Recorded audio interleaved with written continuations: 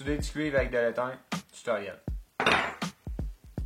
Pour faire les réparations, on va avoir besoin de notre tuyau de cuivre, des connecteurs, suite de ça de l'étain sans plomb, une brosse à cuivre et une torche, un chalumeau. Aussi, il va nous falloir de l'acide, une autre brosse pour brosser l'intérieur des tuyaux et des connecteurs, un pinceau pour étendre l'acide.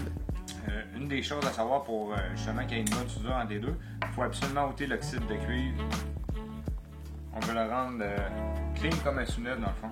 Il faut tout y ôter l'oxyde avant de chauffer puis de faire notre soudure. Fait que là, dans le principe, on va y aller étape 1, on enlève l'oxyde. On peut le faire avec une brosse pour les sections intérieures. Parce que oui, il faut l'enlever à l'intérieur, c'est là que le contact va se faire. Donc l'intérieur.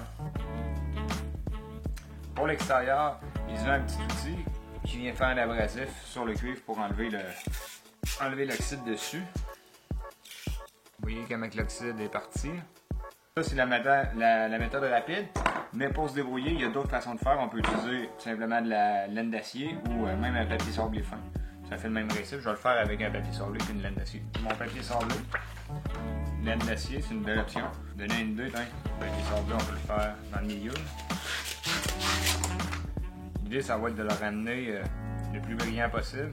Ça fait de la grosse graphine par exemple du papier sablé, tandis qu'avec la laine d'acier, ça fait une job qui est beaucoup plus clean.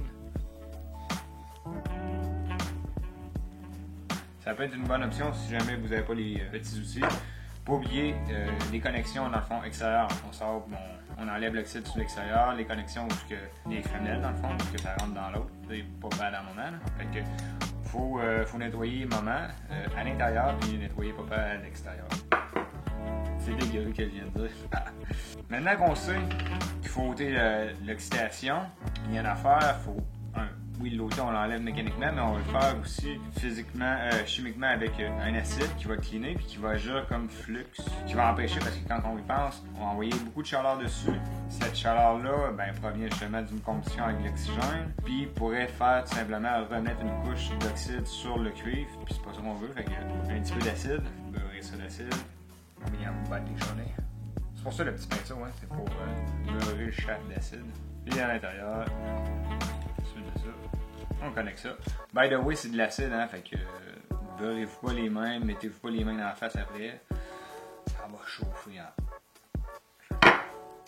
Après ça, il reste juste à chauffer puis souder. Ça va voir, c'est pas trop compliqué. Je vais arranger la caméra pour qu'on fasse un petit close-up.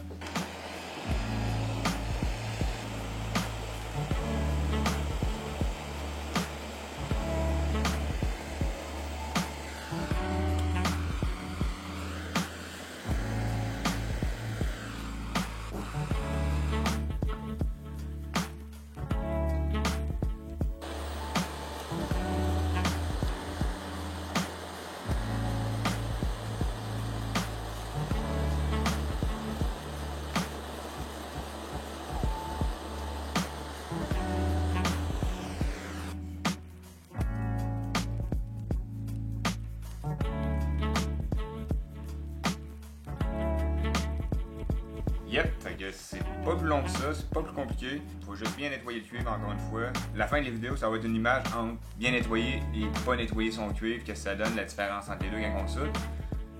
Puis on s'en va dans une prochaine vidéo. Ciao!